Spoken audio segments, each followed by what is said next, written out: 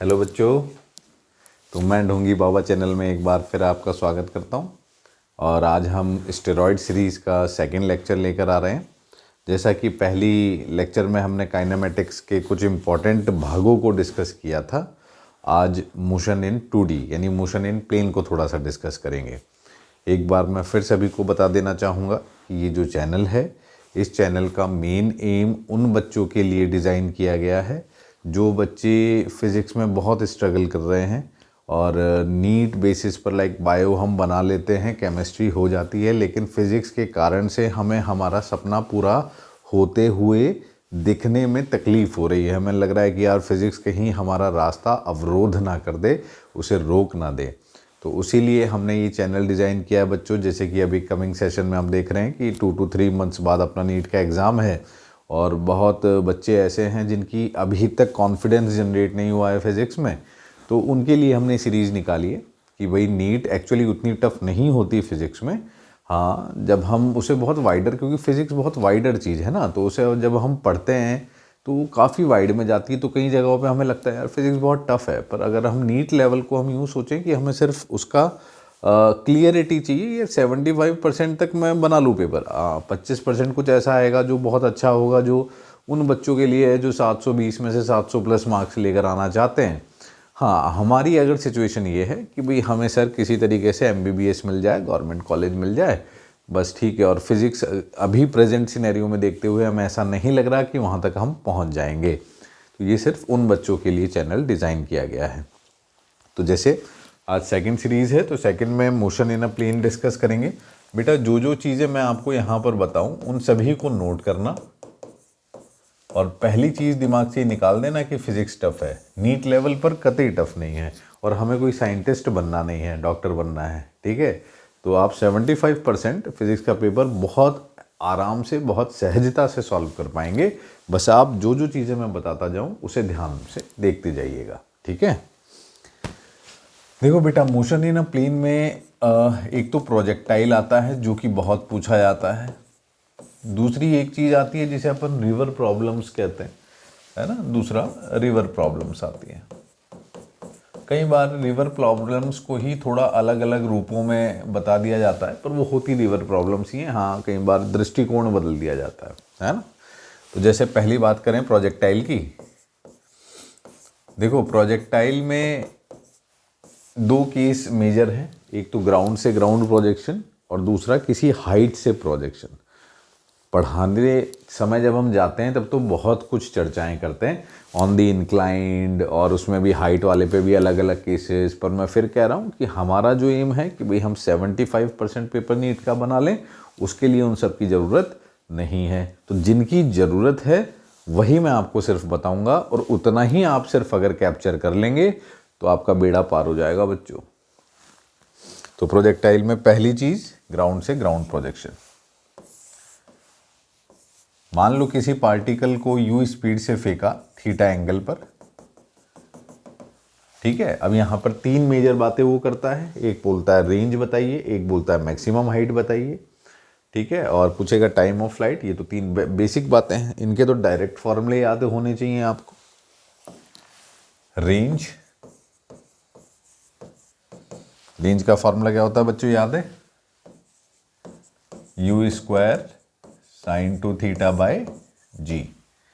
दूसरी होती है मैक्सिमम हाइट, इसका फॉर्मूला याद है, u² sign square theta by 2g। तीसरी चीज़ होती है टाइम ऑफ फ्लाइट, इसका फॉर्मूला क्या है, 2u sine theta by g. Range किसे बोलते हैं बच्चों, ये याद होगा सभी को। यहाँ से प्रोजेक्टाइल जहाँ आपने फेंका और जहाँ जाकर वो गिरा। मैक्सिमम हाइट का मतलब होती है ये दूरी, कैपिटल H, ठीक है। टाइम ऑफ फ्लाइट होता है यहाँ से यहाँ तक जाने में जो समय लगा, that is 2u sine theta by g, ठीक है। अब इसमें पिछले कुछ सालों से मैं देख रहा हूँ कि एक सवाल बहुत इजी होता है और बार बार पूछा जा रहा है। सवाल क्या होता है, सवाल ये होता है कि भाई जो इसका टॉप मोस्ट पॉइंट है, जो ट्रेजेक्टरी का टॉप मोस्ट पॉइंट है, उस पर वेलोसिटी स्पीड पूछी जाती है। तो अपने को हमेशा पता होनी चाहिए बेटा, टॉप मोस्ट पॉइंट पर स्पीड होती है u cos थीटा, ठीक है। ये नोट कर लो, speed at top point is equals to u cos theta. इन चार बातों में आपका 75% ऑफ द पेपर प्रोजेक्टाइल का सॉल्व हो जाएगा बच्चों। फिर भी एक दो बातें और एक्स्ट्रा भी बता रहा हूं कि इन केस मान लो वो आ गई और वो सवाल तुमसे बन गए तो तुम 75% से भी ऊपर जा सकते हो, है ना, चांसेस हैं।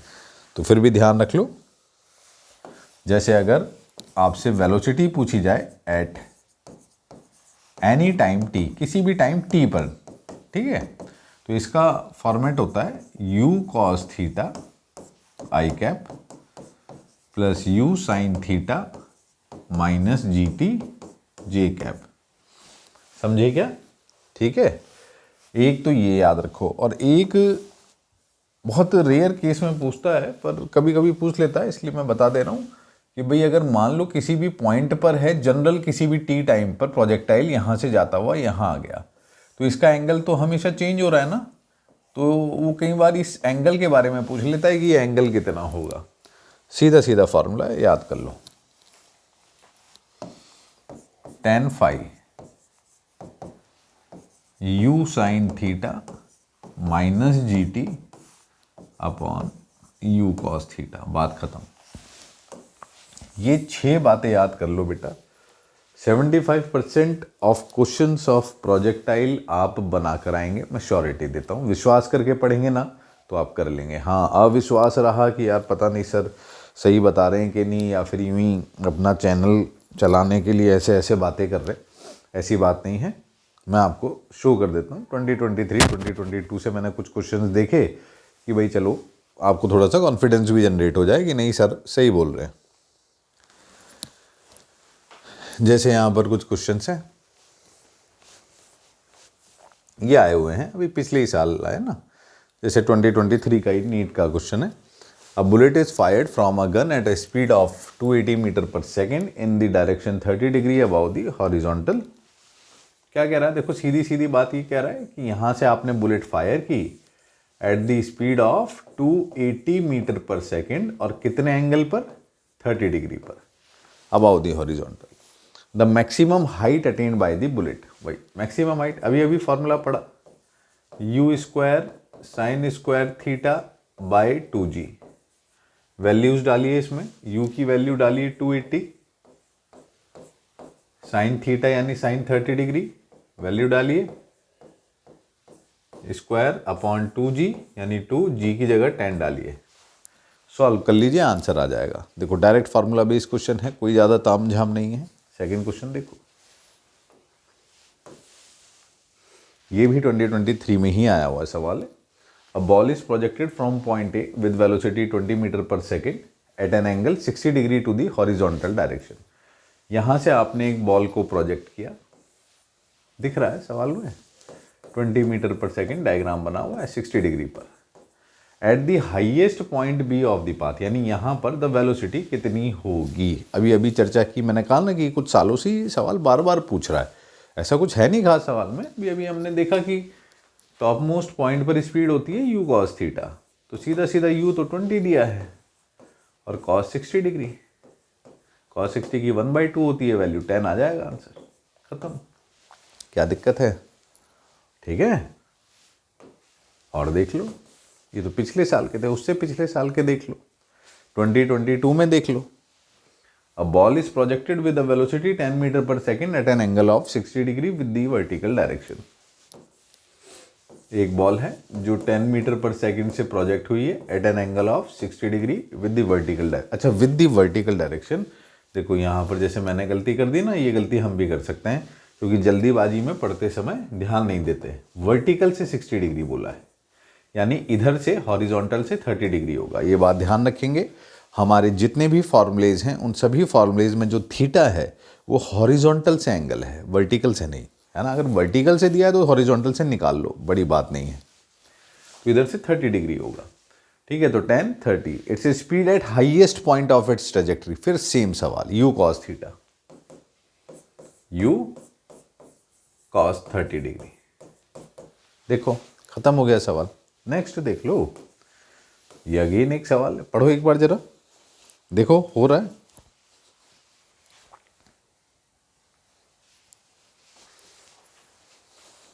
क्या दिया है? A cricket ball is thrown by a player at a speed of 20 metre पर second in a direction 30 degree above horizontal. यहाँ से अपन ने एक बॉल फेंकी 20 मीटर पर सेकेंड से at an direction of 30 degree above the horizontal. The maximum height attained by the ball. सीधा सीधा मैक्सिमम हाइट का फॉर्मूला लगा दो, u square sine square theta by 2g. u की जगह 20 स्क्वायर साइन 30 डिग्री, इसका स्क्वायर अपॉन 2g, g की जगह 10. सॉल्व कर लो, वैल्यूज डाल दो, खत्म हो गया सवाल, आंसर आ गया भाई. तो कहने का तात्पर्य ये है, घबराने की आवश्यकता नहीं है. आप अगर बेसिक फिजिक्स याद रखेंगे तो जो 75% पेपर है नीट का वो बेसिक फिजिक्स से बनता है. और उसे भी अगर हम फॉर्मूले वाइज भी ध्यान रखें, जैसे हम बायो पढ़ते हैं ना, यार ये याद कर लो सारी चीज़ें, वैसे ही अगर आप इसे भी जो मैं बता रहा हूँ उन्हें सिर्फ याद कर लेंगे ना, बनाएंगे बच्चों, बनाएंगे, कॉन्फिडेंस रखो, ठीक है. तो ये प्रोजेक्टाइल है. अच्छा, प्रोजेक्टाइल में जैसे कि ग्राउंड टू ग्राउंड प्रोजेक्शन है, ग्राउंड टू ग्राउंड प्रोजेक्शन ही मेनली पूछा जा रहा है, देखा आपने, ठीक है. पर मैं फिर भी एक एक्स्ट्रा चीज़ बता देता हूँ. वैसे तो मैं ज़्यादा एक्स्ट्रा वगैरह में जाना नहीं चाहता, वैसे ही हम ऑलरेडी कंफ्यूज हैं. पर फिर भी अगर मान लो कभी किसी हाइट से कोई बॉल फेंकी जाए सीधी, वैसे तो इसमें मल्टीपल केसेस होते हैं, ऊपर से फेंको, नीचे से फेंको, पर अपने दिमाग में ज़्यादा कचरा मत करो, ऑलरेडी बहुत कचरा है, ठीक है. मान लो कि हम यूँ कहें कि सीधी फेंकी, ठीक है, यू वेलोसिटी से h हाइट पर, तो ये बॉल ऐसे जाएगी, इसको बोलेंगे इस केस में रेंज, और इसकी आएगी टाइम ऑफ फ्लाइट. दो फॉर्मूले बता रहा हूँ, सीधे सीधे याद कर लो बस, और कुछ नहीं. इस केस में टाइम ऑफ फ्लाइट का फॉर्मूला होता है √2h/g, और रेंज का फॉर्मूला होता है speed into time, that is u into √2h/g, बस, और कुछ नहीं, ठीक है. तो इतना अगर आप ध्यान में रख लेंगे बच्चों, तो motion in a plane projectile का सवाल मुझे लगता है कि आप बना कर आएंगे, कोई दिक्कत नहीं होगी. अब इसमें एक और चीज़ कभी कभी पूछता है, और मैं नहीं चाहता हूँ ऐसे कि ज़्यादा इसमें डिटेल में जाऊँ, क्योंकि बच्चा सिर्फ कंफ्यूज ही होता है ना. तो इतना समय हम कंफ्यूजन से हटाकर उन जगहों पर लगाएंगे जहाँ पर हमारी स्कोरिंग हो जाएगी, जो हम बनाकर आ जाएंगे, तो हम ज़्यादा बेटर पेपर कर लेंगे. फिर भी मैंने उसमें से कुछ चुनिंदा ऐसी इंपॉर्टेंट बातें निकालनी है कि बस इन्हें ध्यान रख लोगे तो वो भी बनाकर आ जाओगे, ठीक है, जिसे हम रिवर प्रॉब्लम्स कहते हैं. रिवर प्रॉब्लम्स में क्या होता है बच्चों, इसे मैं एक अलग पेज पर समझा देता हूं, ध्यान से देखें. मान लो जैसे रिवर है, इसमें ऐसे कई बार सवाल पूछ ले आते हैं कि ये रिवर जो है कुछ v/r स्पीड से, वेलोसिटी से फ्लो कर रही है इस डायरेक्शन में. इस जो रिवर की डेप्थ है d, ये दे दी जाएगी आपको, और ये आदमी होगा यहाँ पे कोई जो इसमें तैरना शुरू करेगा, ठीक है, और उसका एक डायरेक्शन बोल दिया जाएगा तैरने का कि भैया उसने इस डायरेक्शन में अपनी तरफ से तैरना शुरू किया, जिसे हम कहेंगे वेलोसिटी ऑफ मैन, ठीक है. अब इसमें एक चीज़ तो वो जो सबसे ज़्यादा पूछता है, वो पूछता है कि इसे क्रॉस करने में कितना टाइम लगेगा आदमी को. देखो सीधी सी बात समझना बच्चों, ये चीज़ें दे दी जाएंगी, आपको क्या करना है, आपको ये एंगल पता होगा थीटा. आप एक काम करेंगे, vm जो वेलोसिटी दी है उससे पहले इसका vx यानी ये वाला कंपोनेंट जो कि vm cos थीटा आएगा, इसे vx बोल देता हूँ, ये x कंपोनेंट है, और इसका ये वाला कंपोनेंट vm sin थीटा ये निकाल लेंगे, जिसे अपन vy बोलेंगे. बोलो ठीक है, ये vx और ये vy निकाल लिया. अब ये दोनों चीज़ें निकालने के बाद हमेशा इस बात को ध्यान रखेंगे, जो टाइम होता है ना रिवर को क्रॉस करने का, उसका x से, vx से कोई लेना देना नहीं होता, उसका पूरा लेना देना vy से होता है बस. ये और जो टाइम आता है वो आता है डिस्टेंस जो कवर करना है y डायरेक्शन में, इस डायरेक्शन में, और जो इस डायरेक्शन की स्पीड है दैट इज vy, d/vy. बस इतना सा फॉर्मूला आपको ध्यान रखना होगा, इतना सा, थोड़ी सी वर्किंग. कई बार तो ये डायरेक्ट vx vy दे देता है, कई बार ऐसे वेलोसिटी और एंगल देता है, तो हम निकाल लेंगे. बस vy तक पहुंचना है हमें, तो time of crossing the river आ जाएगा, समझे. अब इसी समय में वो एक बात और कहता है, वो कहता है कि शॉर्टेस्ट टाइम में जाना है, सबसे कम टाइम में जाना है. बिल्कुल दिमाग में बिठा लेना इस बात को कि फॉर शॉर्टेस्ट टाइम,